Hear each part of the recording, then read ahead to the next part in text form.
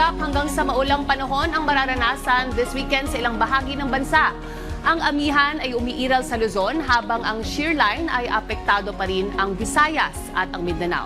Kaninang umaga, bumaba sa 11.4 degrees Celsius sa La Trinidad, Benguet habang sa Baguio City ay umabot naman sa 13 degrees Celsius. Sumunod naman ang Tanay Rizal at pinakuli ay sa parte ng Malaybalay, Bukidnon sa 18 to 19 degrees Celsius. Bukas makararanas ng mahinang pag-ulan at maulap na panahon sa Cagayan Valley, Apayao, Kalinga, Mountain Province, Ifugao at Aurora. Isolated rain showers naman dito sa Metro Manila. Posibleng makaranas ng kalat-kalat na pag-ulan sa Silangang Visayas, Gitnang Visayas, Caraga Region, Catanduanes, Albay, Sorsogon, Masbate, Camiguin, Misamis Oriental, Davao Oriental.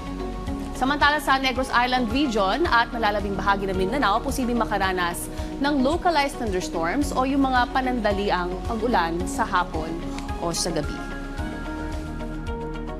Silipin naman natin ang weekend weather sa ilang mga destinasyon sa bansa.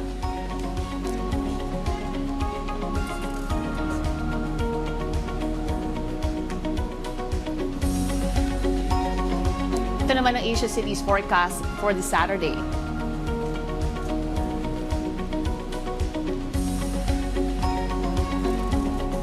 Keep safe at stay dry. Laging tandaan may tamang oras para sa bawat Pilipino. Panapanon lang yan.